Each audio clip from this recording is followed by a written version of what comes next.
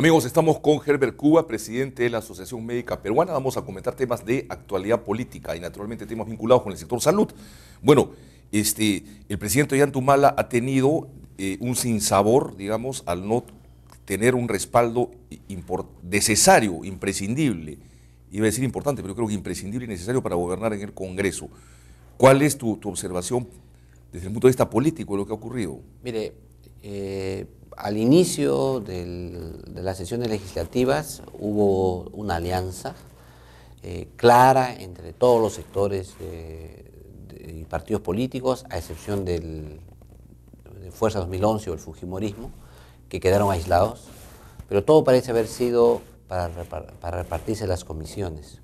Repartidas las comisiones, el día de ayer se ha puesto en evidencia la posibilidad de la gobernabilidad para Ollanta y había un proyecto de ley que todo el mundo espera, que todo el mundo necesita, que es la consulta a los pueblos indígenas y amazónicos para el tema de la inversión. Y esta consulta previa se votó ayer para que el Consejo Directivo pase de frente al Pleno sin pasar por comisiones, es decir, por la Comisión de Pueblos Andinos y Amazónicos, que está en manos del Fujimorismo. Así es. Entonces, se hizo la votación en la mesa directiva y la bancada nacionalista o de Gana Perú quedó en minoría absoluta. Todas las bancadas, incluyendo la fujimorista, con Alianza por el Gran Cambio, Solidaridad Nacional y la Alianza Nacional, o sea, la gente de Toledo y todos ellos votaron a favor del debate de este proyecto de ley en la Comisión de Pueblos Andinos y Amazónicos que preside el congresista fujimorista. En consecuencia, esto motivó que el día de hoy, que había instalación de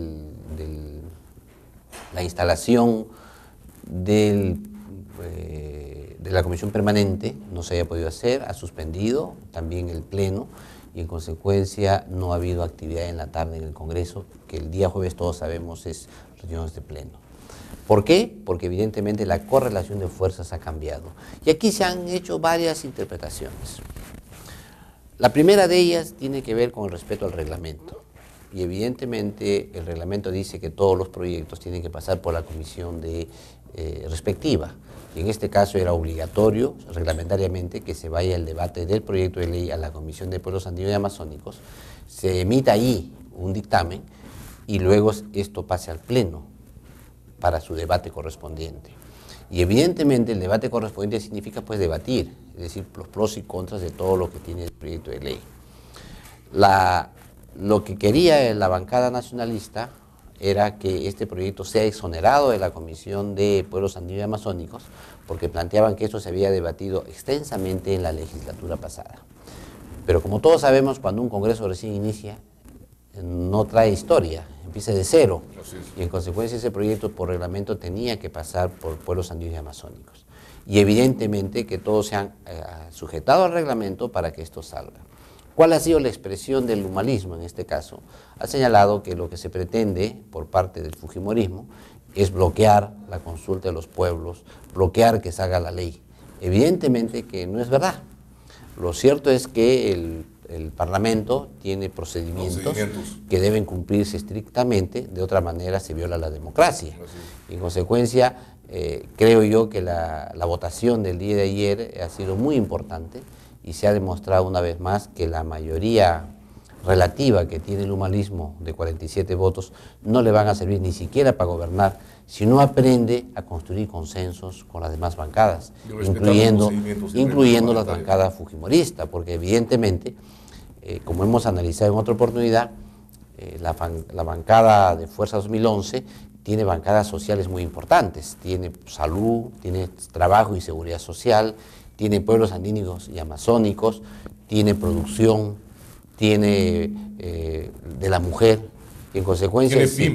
Tiene pymes, es en producción, ahí tiene pymes. Y en consecuencia, si el humanismo pensaba que la consulta previa a los pueblos era muy importante, debieron hacerse ellos cargo de la Comisión de Pueblos Andinos y Amazónicos. Pero no, ellos han pensado que no es importante esa comisión y ellos han preferido las comisiones que pertenecen a la estructura básica del Estado, que les da poder dentro del país, pero esta comisión, como se ve ahora, es importante. Y en consecuencia, creo yo, y es bueno para la democracia, que conversen, que negocien, que vean, negociar en el mejor sentido de la palabra, no en el sentido de negociado, sino en el sentido de decir, señores, vamos a acercar a las posiciones para de tal manera que salga una buena ley que favorezca, en primer lugar, a los pueblos andinos amazónicos, al país y sobre todo a la inversión, de tal manera que haya una conjunción de esfuerzos que finalmente favorezca a todos. De acuerdo. Y bueno, efectivamente, y en ese contexto, digamos, digamos, ¿cómo interpretas tú el hecho de que el presidente Humala se haya reunido con el representante del Poder Judicial, con el señor Daniel Abugataz, después de estos incidentes? O sea, ¿cuál es el mensaje? O si es que hay un mensaje, o es solamente una casualidad allí. Yo creo que ahí sí, que en eso creo que tienes razón. Hay un mensaje subliminal, porque ha salido en la televisión con la bandera del Perú, pero varias banderas del Perú atrás, en la espalda. Él al centro como presidente de la República, al lado izquierdo está el presidente del Poder Judicial y al lado derecho está el presidente del Poder Legislativo. En consecuencia ha dado muestra que él está con el Estado presente, él es el jefe de Estado y en consecuencia él va a dar toda la fortaleza necesaria, en primer lugar para el tema de la seguridad ciudadana, que es el tema que los ha convocado, pero el mensaje va más allá, es el mensaje político más fuerte, es decir, señores, fíjense, estoy con el poder del Estado y tenemos que poner fuerza para sacar los proyectos, las cosas que tenemos para gobernar. Ese es un mensaje subliminal que la población, sin necesidad de interpretar más allá, se va a dar cuenta que ahí está pues el jefe de Estado. De acuerdo. Bueno, eso en el buen sentido de la palabra, porque si queremos ser suspicaces podría ser, cuidado que el poder lo tengo yo, el poder está exclusivamente en el Ejecutivo y el Parlamento no pasa de ser, digamos, un ente desprestigiado. Y el Poder Judicial igual. Entonces, el tema podría darse a muchas interpretaciones. Ahora, por ejemplo, si no ha tenido mayoría para esto, no la va a tener para muchas cosas en el Congreso. Estamos viendo, la bancada nacionalista plantea, por ejemplo, el retorno a la bicameralidad. Me parece que es un tema en el cual no van a conseguir consenso. Y Abugataz lo anunció con mucho entusiasmo junto con el tema de la ley antitransfugismo, me parece, como temas vinculados a la reforma política electoral del país. Pero aparentemente por ahí no va a conseguir consenso. Y el tema de las reformas constitucionales igual, por ejemplo. Yo creo que hay tres aspectos centrales que el gobierno va a necesitar mayores consensos. El primero de ellos es la lucha por la seguridad ciudadana. El segundo es la lucha contra la corrupción. Y la tercera tiene que ver con... discúlpame que... No, adelante. Seguridad ciudadana e inclusión social.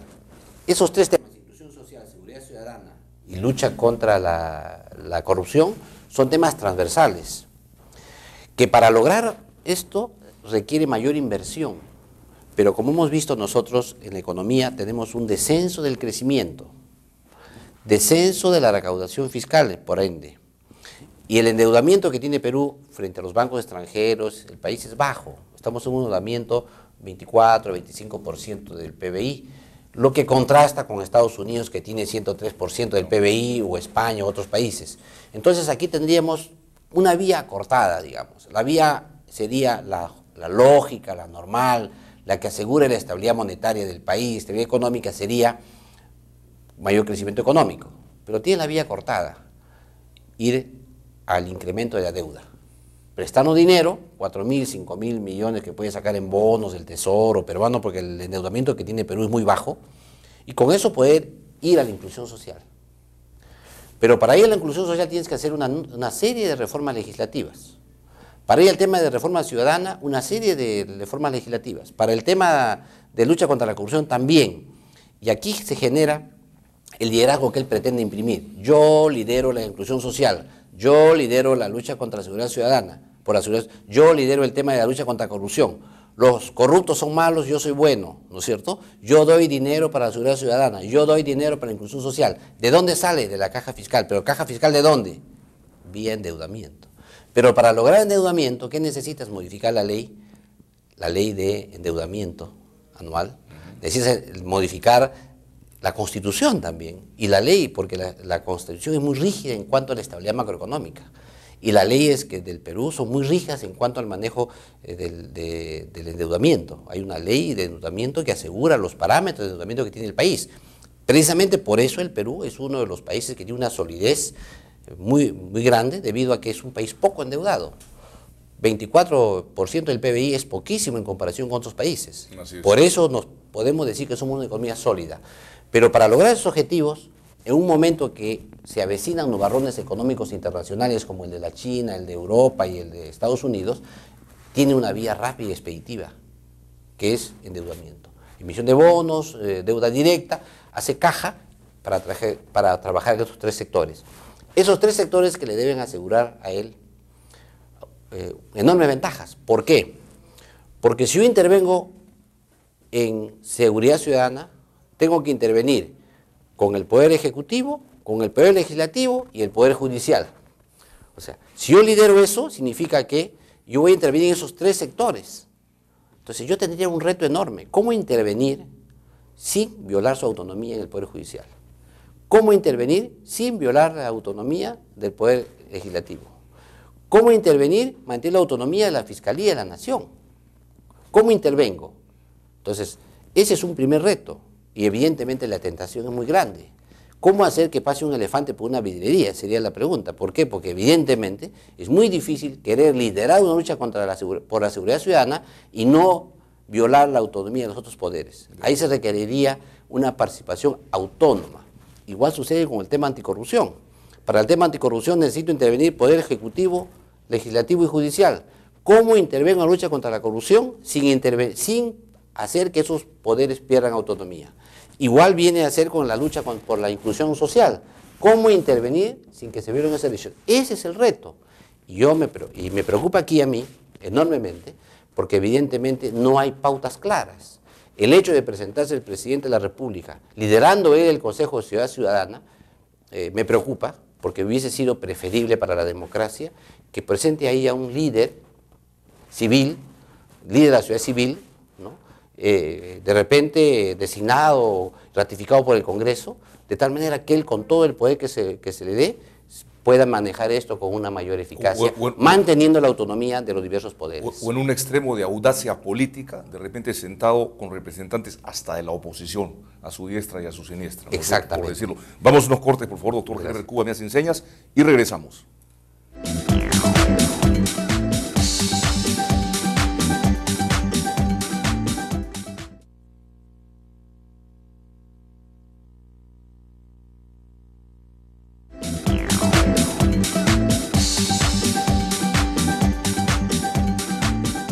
Bueno, la pregunta es pues, ¿qué está ocurriendo en el entorno presidencial? ¿Qué está ocurriendo en este momento en la cabeza del presidente de la República, ¿no?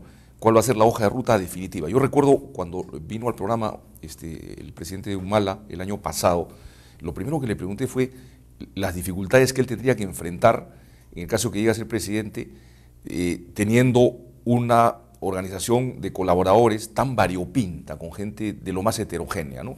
Y su respuesta fue muy general, ¿no? Él dijo que él no se fijaba tanto en la ideología, sino en el compromiso con el desarrollo del país, en fin, una respuesta muy política, muy cauta, pero digamos ya de cara a la realidad. En este momento, todo ese análisis que tú has hecho, que suena bastante lógico y que ha ocurrido antes en otros gobiernos en el país, se enfrentaría, pues, digamos, con las políticas y el pensamiento de hombres como el presidente del Banco Central de Reserva, Julio Velarde, como el de muchos economistas que forman parte del equipo de gobierno, empezando por el propio ministro de Economía y Finanzas. Entonces la pregunta es, ¿hasta cuándo continuaría de ser ese el pensamiento, la tendencia del presidente, el equipo económico que lo acompaña, que está garantizando, digamos, hasta cierto punto, la continuidad del modelo en el país, por así decirlo?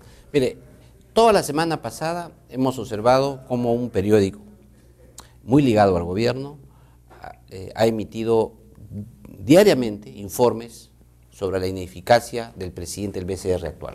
Sí, claro. Sí, Incluso han dado cifras de las enormes pérdidas que tiene el Banco Central de Reserva a raíz de que todos los depósitos que tenemos en las reservas se mantienen en dólares y no ha diversificado la canasta de divisas que debe tener un país para tener mayor seguridad frente a los vaivenes. Que debió comprar oro, en fin, una serie. Y que debió comprar oro, porque el oro ha subido tanto que hubiéramos ganado 7 veces lo que tenemos actualmente. Esa es toda una campaña fuerte, consistente, dirigida desde el pseudo oficialismo, o el oficioso, digamos, mejor así, de un medio oficioso a el presidente del BCR. Segundo, estamos viendo también cómo han intervenido un tema trascendental, la suspensión de la erradicación de la coca. Esto después de un cambio de mandos policiales que se han hecho en modo imprevisto, masivo además, y ha llegado a una erradicación, a la paralización de la erradicación de la coca, que tiene que ver con un cambio supuesto de estrategia de lucha contra las drogas. Sin embargo, ese proyecto no es explícito, o sea, no es parte de un programa explícito, debatido ampliamente en el Congreso o con la opinión pública para saber cuál va a ser el norte en esto. Con lo cual nos genera un problema de alguna manera con los cooperantes en el tema antinarcóticos en el Perú, que es los Estados Unidos. Y el tercer lugar que creo que hay que tomar en cuenta aquí es también las implicancias que han tenido, de alguna manera, los cambios, otra vez más, en el INDECI y en el sistema de inteligencia de la Policía Nacional, donde han introducido un militar que ha trabajado por demás, según la República del día de hoy, en el sistema de inteligencia del ejército de la época del montesinismo.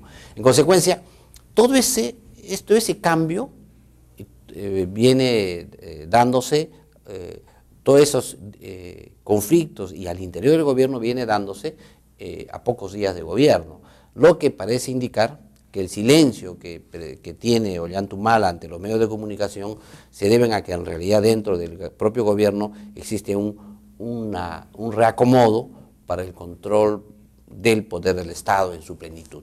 Y yo creo que ese tema debe tener un plazo, y no debe ser mayor a la presentación de los ministros al Congreso de la República, donde evidentemente es el tiempo político permitido que tendrá el Ejecutivo. 28 de agosto. Para poder decir, señores, esto es lo que pienso hacer, porque tiene que ser el plan. Y además, me imagino yo, que pedirán facultades extraordinarias para legislar en materia tributaria, porque viene el tema de las sobreganancias con las mineras, en materia de seguridad ciudadana, y porque además han creado una comisión paralela a la del Congreso, han creado una comisión paralela en el Poder Ejecutivo, el Poder Judicial, para discutir los temas de seguridad ciudadana, en modo paralelo. O sea que ahí todo parece indicar que vamos a hablar de un paquete de normas para legislar en materia de seguridad ciudadana. Y lo mismo va a ser en tema de la inclusión social, porque todos sabemos que ya está la petición para crear el Ministerio de la Inclusión Social, pero también esto va a ir aparejado con una serie de normas para este aspecto, y el tema de la lucha contra anticorrupción.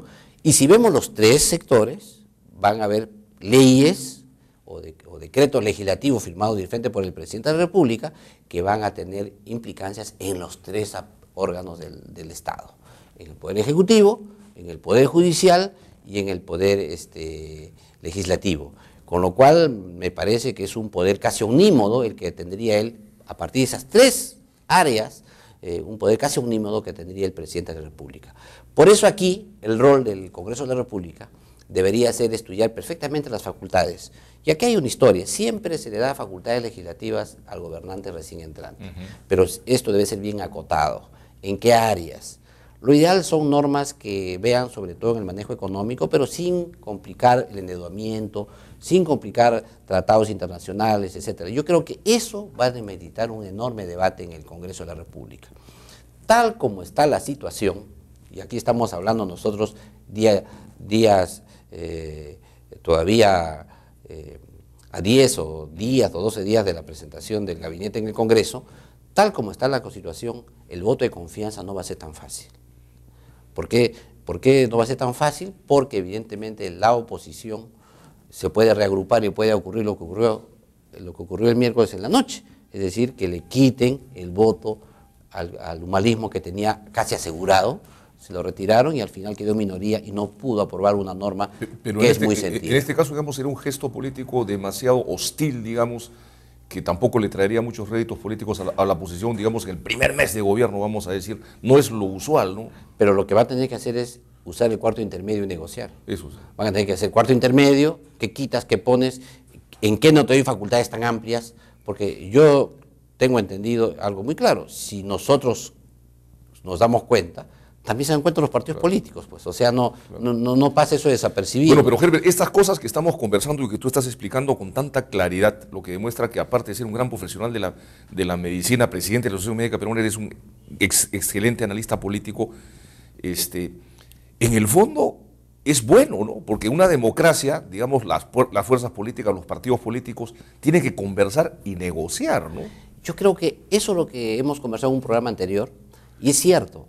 Esta es una enorme oportunidad para resaltar más bien la capacidad de estadista del presidente. Pero por supuesto. Porque él va a tener que negociar con las fuerzas sin patear el tablero. Así es. Que es el tema. Ese es el punto. Porque si patea el tablero, se acabó la democracia.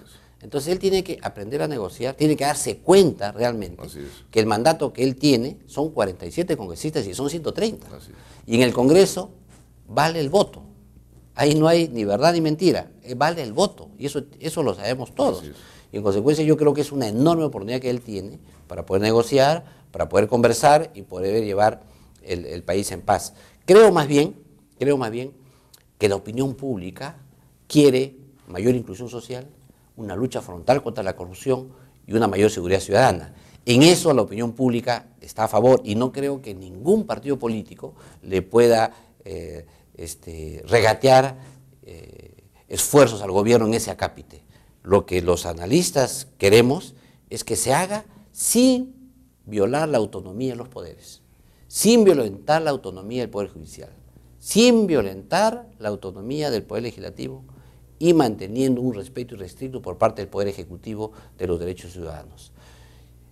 Hay que tomar en cuenta que si nosotros no manejamos independientemente del Poder Judicial y la Fiscalía en el Perú, lo que vamos a hacer es ahuyentar las inversiones. Lo que vamos a hacer es generar mayor inseguridad ciudadana. Lo que vamos a hacer es perder mayor confianza en el Poder Judicial y ir pues al arreglo por fuera del Poder Judicial que trae mayor conflicto, mayor violencia. Creo que lo mejor que puede ocurrir es que esas leyes que se puedan dar en el futuro en estas tres áreas, que son leyes muy transversales y son diversas, de diversas materias, desde el tema de la inteligencia financiera, desde el tema de impuestos, que hemos conversado ya en otra oportunidad, todos esos temas se tienen que dar con la absoluta autonomía, respeto a la autonomía de los poderes.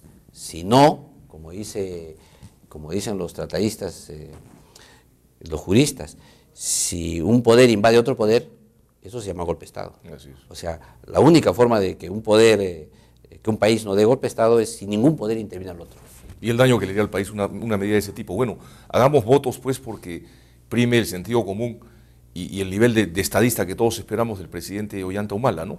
Ahora, dentro de su organización, dentro de su partido, también tiene, digamos, posiciones divergentes, ¿no? Por ejemplo, en el tema del gas, hay quienes sostienen posiciones mucho más extremas que las que el propio presidente y el propio ministro de Energía y Minas plantea. Por ejemplo, con relación al tema de la reducción del balón de gas. La posición de Herrera Descalzi, y ministro de Energía y Minas, es bastante conservadora, por llamarla de alguna manera, o se puede bajar hasta ciertos niveles, de 35 a 20 y tantos.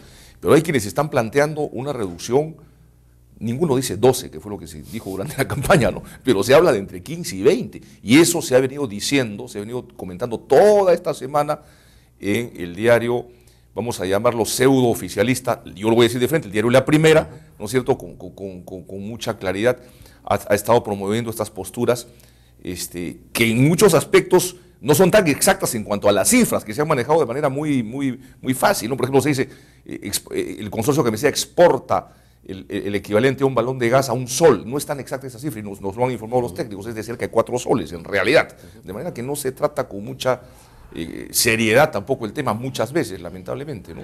El problema que tiene el presidente Ollanta Humala es las diversas opiniones que le generan a su gobierno. Cada uno ha generado una expectativa distinta a su gobierno, como son cada sector, que ha tenido el punto de decirle a la gente que por favor los ministros no opinen de política general, opinen solo de su sector, porque de otra manera se estaba generando una tremenda controversia, se estaban apurando debates que no tenían ningún sentido. Y lo más dramático de todo, por ejemplo, han sido que todos se han dedicado al tema Antauro, ¿no es cierto?, que evidentemente mucho daño le hace al presidente. Eso debería manejarse de repente quizás solo a nivel del ministro de Justicia, y punto, porque es el encargado de la política carcelaria del Perú, punto. Sin embargo, eso se ha dado un matiz que le hace daño al presidente. Pero por otro lado también, todos sabemos que las grandes revueltas y confrontaciones y conflictos no se dan por las realidades, se dan por las expectativas de la gente. Está demostrado que cuando uno genera expectativas en algo y luego no se cumple, generan enorme conflicto. Y este es el tema ahora. Lo importante aquí sería que el propio presidente dé un mensaje claro, de tranquilidad a las expectativas, que la gente un poco entienda que es todo un proceso, que no se puede hacer todo de la noche a la mañana, pero que lo diga expresamente. Y dirigido también a la gente de su partido, ¿no? Sobre todo a la gente de su partido, y sobre todo a la gente de su partido que no ha logrado ocupar cargos en el gobierno, porque esos son bastantes, Sobre todo en el tema que yo conozco en detalle, que es el tema del sector salud. Mucha gente ya se veía ministros, varios de ellos ya tenían el fajín ministerial casi ya mandado a confeccionar, y resulta que ya no son ministros, no son viceministros, no son asesores, no son funcionarios de alto nivel, y evidentemente que esto le puede generar enormes problemas al Ejecutivo. Discúlpame, Herbert, vamos a unos cortes comerciales y regresamos con el doctor Herbert Cuba. Regresamos con el doctor Herbert Cuba. Esto es Hora 8, amigos.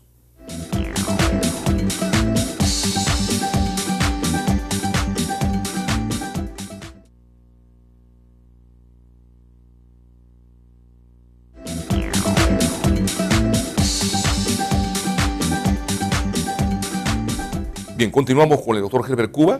Bueno, efectivamente hay opiniones de lo más divergentes, no solamente, digamos, a nivel de la estructura del gobierno, sino también de Gana Perú, incluso de muchas comisiones de transferencia que bueno, estuvieron vigentes hasta el 28 de julio, digamos. Hay discrepancias y puntos de vista en el manejo. Tenemos información en el sector agropecuario, por ejemplo, lo acabas de mencionar, en el sector salud, ni qué decir en economía, en fin. Hay puntos divergentes. Entonces, el papel del presidente electo es conciliar, ¿no?, consensuar, gobernar. Yo creo que él está buscando en qué poder de facto anclarse, porque su partido de gobierno no le es una garantía de gobernabilidad. Él ha desdeñado el apoyo de los demás partidos políticos. Cuando pudo haber hecho una alianza sólida con el toledismo, con compromisos firmes de gobernabilidad para los 5 años, que aseguren una mayoría absoluta en el Congreso con 67 congresistas sin voto, pero asegurando una hoja de ruta dentro del canon democrático y constitucional. Eso lo desdeñó y dijo: no hay pacto, no hay gobernabilidad, esto es solamente una alianza para el Congreso y punto. Entonces, ¿qué sucede? Se da cuenta de que su partido tiene muchas contradicciones internas y evidentemente no ofrece una garantía de gobernabilidad. Tienen que acudir a los otros partidos políticos, pero los otros partidos políticos le han dado una lección el día miércoles y le han dicho: oye, mira lo que te podemos hacer. Entonces ese es un aprendizaje. Ahora va a tener que decir: oye, me pueden hacer eso, ¿qué hago?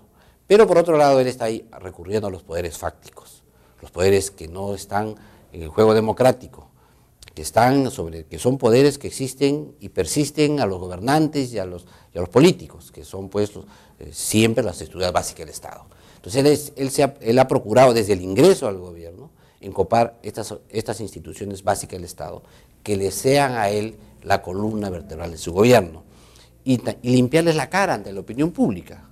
No es gratuito que saque al ejército en Pisco y que la gente vea a los soldaditos con sus palas trabajando ahí, reconstruyendo Pisco, y probablemente lo hagan en el más pronto tiempo posible. Es probable que hagan otras actividades en otros lugares del país para que la gente tenga otra vez el soldado amigo, todo ello. Por otro lado, ha visto todos los temas de inteligencia, tanto de la policía como del sistema nacional. También el tema de suspender la erradicación de la coca. Es un poco ganar ese espacio para poder él asegurar el entorno de los poderes fácticos. Evidentemente, cuánto de eso le resulte favorable y cuánto de eso le permita a él comprender que tiene que responder la democracia, esa es una tarea pendiente. Solamente yo quisiera recordar el día de hoy que acaba de estatizar a Hugo Chávez en Venezuela, en las minas de oro. Evidentemente que todos los minerales en el mercado internacional ha bajado el plomo, ha bajado el cobre, el zinc, etcétera, pero ha subido el oro y un poco la plata. ¿Por qué? Porque son metales de refugio. Ahí la gente se refugia cuando ven que las monedas no están estables. Y en consecuencia, eso es preocupante, esa tendencia internacional que hay a poder hacer estatización de las minas, por ejemplo, en Venezuela, y esa lectura habría que darla aquí, mirar qué ocurrió, qué está pasando ahí, cómo está pasando en Venezuela, cómo están enfrentando ellos el tema del contexto internacional, ¿no es cierto? Ese es un tema de cómo enfrenta Hugo Chávez el contexto internacional. ¿Qué pasará con nosotros? ¿Cómo lo enfrentaremos? Hemos avanzado la hipótesis de mayor endeudamiento externo, hemos avanzado la hipótesis de una mayor recaudación vía SUNAT, vía tributos mineros sobre todo, pero de mineros que tienen caídas en sus precios de minerales, me imagino que serán sobre la base del oro y la plata. Eso es una primera etapa, eso es lo que se pretende, ese es el pliego mínimo, el pliego máximo, esos son temas que tenemos que ver, esperar para ver qué ocurre. Sin embargo, yo creo que la invocación que tenemos que hacerle a todos los peruanos es siempre, el sistema democrático no es un buen sistema, pero es el mejor que tenemos. De acuerdo, doctor Herbert Cuba, y esperamos que el 28 de agosto tengamos un buen y satisfactorio mensaje presidencial. Brevemente, porque ya nos queda poco tiempo, algunos comentarios en el sector salud. Mire, yo creo que tres temas han agitado muchísimo la agenda, es el tema de la tuberculosis. Otra vez se ha levantado mucha polvareda a raíz del incremento que se ha visto, sobre todo en Lima, de la tuberculosis. De los 35.000 casos que hay, hay 65% en Lima metropolitana. El segundo tema que ha habido es dos casos más de polio en los niños. No, caramba. Y entonces eso está preocupando cada vez más. Amerita evidentemente una revisión integral de la estrategia sanitaria de estas enfermedades. Y el tercer punto que se ha tocado con mucha amplitud son las declaraciones del presidente ejecutivo de salud del nuevo presidente, en el cual ha señalado que va a hacer una exhaustiva auditoría interna e internacional, no solamente administrativa, sino también de gestión, de tal manera que quiere llegar al fondo en todas las posibles irregularidades que se hayan cometido en el Seguro Social. Eso es importante. Y ha hablado también de una especie de ventanilla de apoyo, de asesoría al asegurado, algo así. Claro, pero eso es importante. Pero creo que más importante es darle atención médica a los asegurados. O sea, si eso es importante, está bien que lo haga, pero creo que debería presentarnos ya el plan de trabajo que tiene para mejorar, por lo menos en el tema en las colas, cómo hacer para que no haya colas en el salud, el tema de los medicamentos, insumos y sobre todo de aquellos insumos que los grupos de pacientes de enfermedades catastróficas, enfermedades muy caras, reclaman porque les sustituyen medicamentos por otros medicamentos que no tienen la debida eficacia clínica, de eficacia comprobada. Entonces esos temas creo yo que son lo que debería discutirse, pero sin embargo la agenda en salud ha estado planteado más por ese lado de lo que hemos referido, pero adicionalmente la falta de nombramientos de funcionarios. O sea, nos ha llamado la atención que hemos tenido una semana casi ausente de nombramiento de funcionarios. El ministro Tejada está solo, y el ministro Tejada con su jefe de gabinete de asesores y su viceministro, y el resto no han cambiado nada. Este silencio demuestra pues las pugnas que hay dentro del Ministerio del Interior por el copamiento de los cargos, y esto evidentemente el presidente Humala tiene que ponerle un foquito y darse cuenta que la salud no puede estar en ese stand-by. O ratificas a los que estaban, o los cambias por los nuevos equipos, pero lo haces ya, porque de otra manera vamos a generar terribles problemas de ingobernabilidad, sobre todo en los estamentos de más abajo, porque hay un dicho que dice, donde no hay cabeza, pobres pies. Así es. Y yo me inclino a pensar pues en que hay pugnas internas, una lucha por el poder, aunque no suene mal esa palabrita en el sector salud, una lucha por, digamos, ocupar los cargos más importantes del mencionado sector.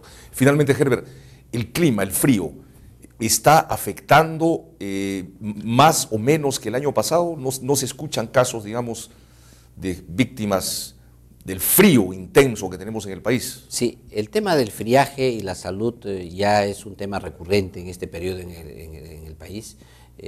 ha sonado muchísimo un reportaje periodístico, sobre todo en la zona de Huancavelica, y que ha remecido un poco a los efectores del sector salud y la presidencia, porque el tema del friaje confluye en esfuerzos. El sector salud recupera a los pacientes que llegan a la posta con neumonía, pero el Ministerio de la Presidencia tiene que hacer la conjunción de los programas sociales para que lleguen a estos lugares.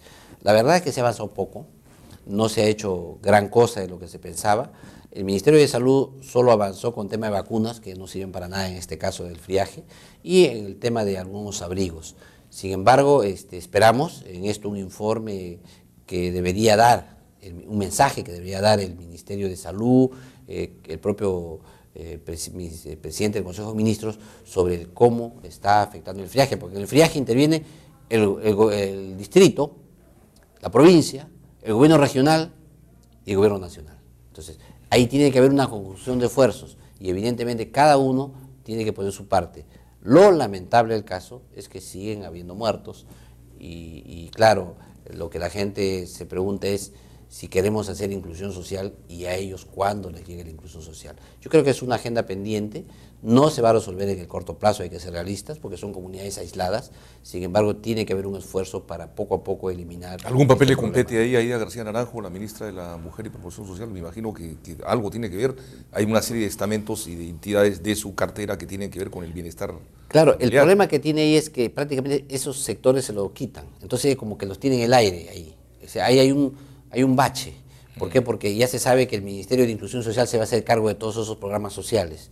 Entonces, como que ahí ella no decide mucho. Y entonces yo creo que eso sí es un problema para el país. Evidentemente que algo puede hacer, debería hacerlo además. Sin embargo, por este impasse que tiene, que le van a recortar una parte de su ministerio, es poco lo que puede avanzar. De acuerdo. Muchas gracias, Herbert Cuba, por tu presencia en Hora 8, muy amable. Amigos, vamos a unos cortes comerciales y regresamos con la última parte del programa.